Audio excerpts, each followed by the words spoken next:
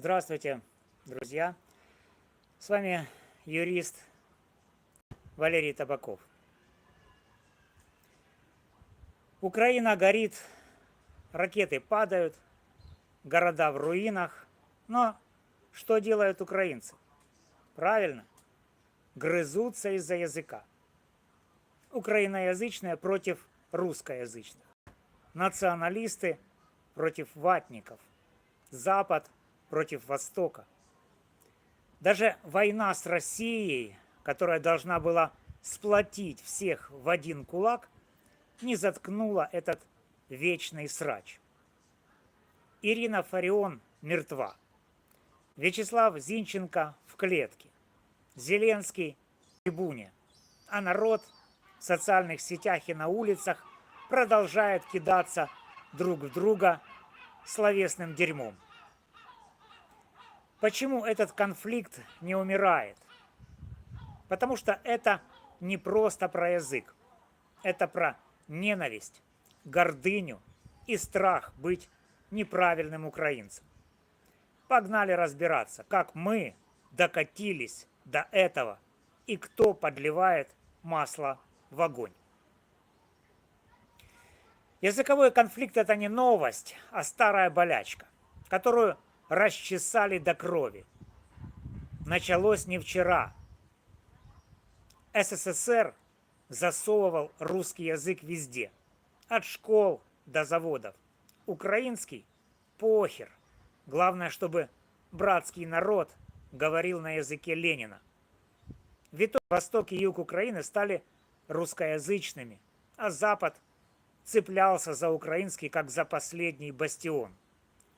После 1991 года незалежность дала шанс вернуть украинский. Но вместо мягкой украинизации началась война за правильность. В 2000 раскол оформился. Оранжевая революция, 2004, Запад за Ющенко, Восток за Януковича. Язык стал маркером. Украинский равно патриот. Русский равно ватник. Евромайдан 2013-2014 и война в Донбассе только подкинули дров. Русский язык начали ассоциировать с Путиным, хотя миллионы украинцев говорили на нем всю жизнь. Закон о языке 2019 года, квоты на украинский в СМИ, декоммунизация – все это выглядело как месть русскоязычным. Восток и Юг скрипели зубами, но терпели. А потом пришла война 2022 года. И вместо единства мы получили новый виток ненависти. История показывает, язык в Украине не инструмент общения, а дубина для битья друг друга по башке. И никто не хочет опустить эту дубину первым. Ирина Фарион – это как бензин на тлеющие угли. Лингвистка, экс-депутат «Свободы», она сделала карьеру на том, чтобы тыкать русскоязычных носом в их неукраинскость. Ее риторика – это коктейль из патриотизма и ненависти, который взорвался ей в лицо. Кто такая Фарион? Она называла русскоязычных биомусором и требовала, чтобы даже солдаты ВСУ на фронте говорили исключительно на украинском. В 2023 году ее атака на русскоязычных бойцов Азова вызвала такой хайп, что даже Зеленский не смог отмолчаться. Для одних она была хранительницей мовы, для других – токсичной фанатичкой, которая делит украинцев на своих и чужих. В июле 2024 года Фарион застрелили во Львове.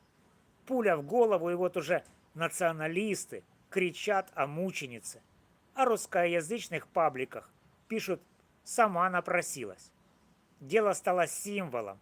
Для одних это атака на украинскую идентичность, а для других – месть за годы унижений. Следствие тянется, но уже ясно.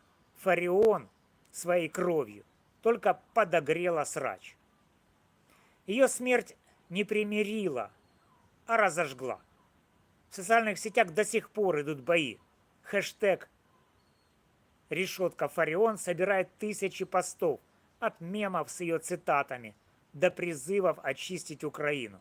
Она стала иконой для радикалов и пугалом для русскоязычных.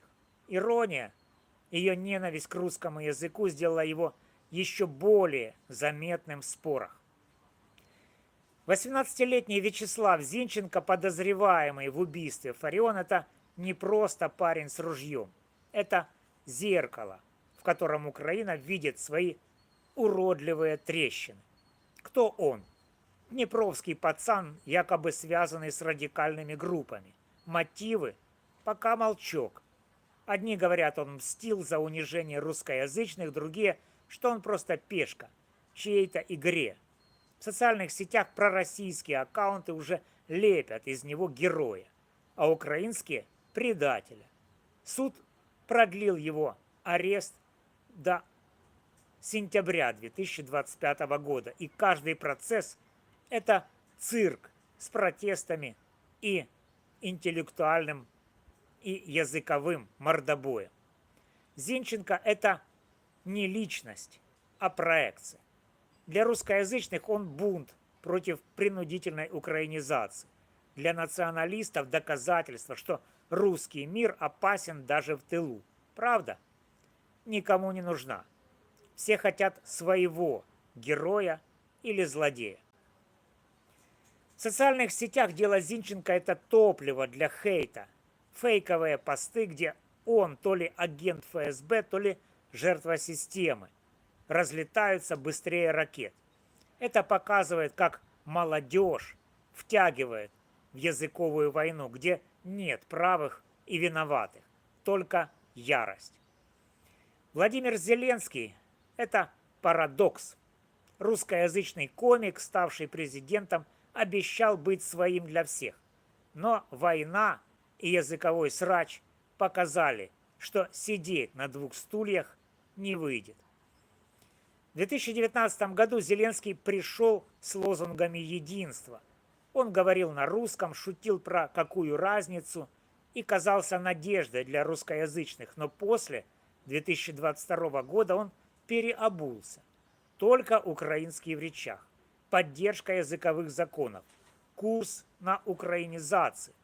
Для русскоязычных это выглядело как предательство, для националистов – как полумеры.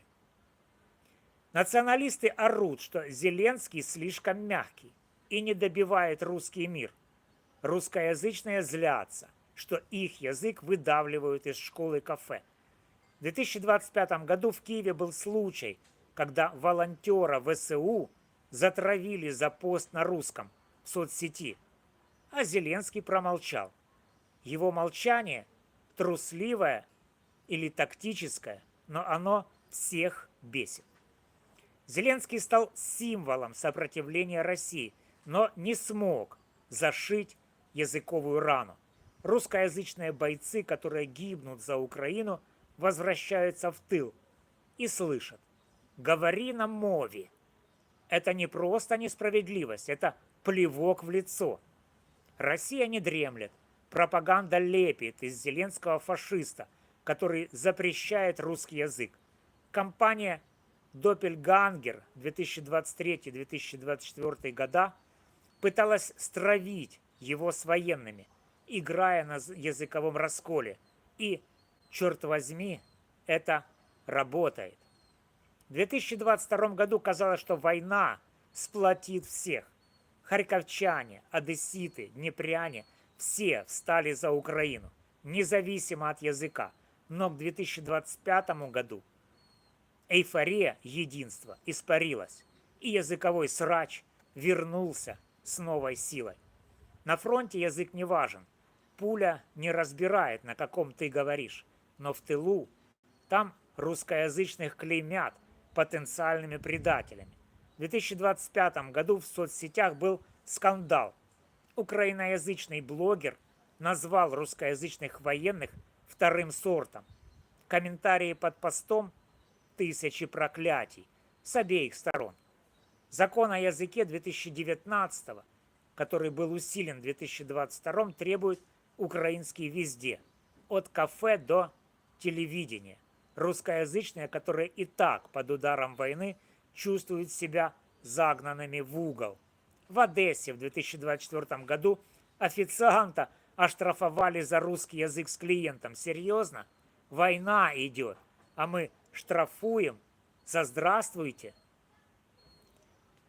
Кремль знает, где больно. Фейки про геноцид русскоязычных в соцсетях работают на ура. В 2025 году Россия запустила новую волну дезы, представляя Украину как нацистский ад для русскоязычных. И часть украинцев, к сожалению, дает повод в это поверить. Соцсети стали ареной, где языковой срач цветет буйным цветом. Хэштеги «решетка мова» и «решетка русский язык» — это не просто слова, а окопы. Видео, где украиноязычные активисты хамят русскоязычным в кафе, набирают миллионы просмотров. Ответ – поток ненависти в комментариях. На август 2025 года языковой конфликт – это открытая рана. В деле Зинченко суд тянет резину. Арест продлен до сентября 2025 года. Во Львове националисты устраивают митинги. В Днепре контrakции. В соцсетях пишут, что Зинченко мстил за язык. Но доказательств ноль. Зато хайпа вагон. В июле 2025 года Зинченко призвал к языковому миру, но его слова утонули в хейте. Националисты хотят мову и точка. Не Зинченко призвал, а Зеленский призвал в июле 2025 к языковому миру, но его слова утонули в хейте. Националисты хотят мову и точка, русскоязычное право говорить, как привыкли. Зеленский мечется, но теряет очки у всех. В Киеве и Одессе зафиксированы стычки из-за языка. В июне 2025 года в кафе Киева отказались обслуживать клиента на русском. Видео разлетелось по соцсетям, набрав 2 миллиона просмотров. Итог – угрозы, травля и 0 диалога. Спецслужбы Украины сообщают о новых кампаниях дезинформации со стороны России. Фейковые аккаунты в соцсетях постят доказательства в кавычках притеснений русскоязычных, чтобы разжечь ненависть. И, черт возьми, это находит отклик. Примирение не смешите. Легко сказать, трудно сделать. Языковой срач – это не просто про язык, а про то, кто настоящий украинец. И пока идет война, никто не хочет уступать. Диалог? Смешно. Зеленский мог бы собрать форум, где обе стороны выговорятся. Но кто его послушает? Националисты назовут предателем. Русскоязычные – лицемером. Гибкость? Забудьте. Можно было бы смягчить языковые законы, дать русскоязычным больше прав в школах и СМИ, но это вызовет вой у радикалов, а Зеленский и так на тонком льду. Россия будет и дальше раздувать срач. Без мощной медиаграмотности и блокировки фейков в соцсетях мы будем тонуть в этом дерьме. Культурно, как мост, двуязычные проекты, фильмы, книги. Звучит мило, но кто это профинансирует, когда бюджет идет на дроны? Пока идет война, языковой конфликт – это не просто срач, а мина, которая может разнести Украину изнутри. И Россия это знает. Друзья, Украина в 2025 году – это страна, где люди гибнут за свободу, но грызутся за язык. Ирина Фарион своей смертью показала, что ненависть к чужому языку может закончиться пулей. Вячеслав Зинченко – это не герой и не злодей, а пацан, которого система столкнула лбом с системой. Зеленский, он хотел быть для всех, но стал мишенью для всех. Война должна была нас сплотить, но мы продолжаем жрать друг друга, пока Россия потирает руки. Хотим мира? Тогда пора заткнуться, выслушать друг друга и понять, язык – это не враг, враг за границей. Но, похоже, мы слишком любим свой срач, чтобы остановиться. С вами был юрист Валерий Табаков. До новых встреч.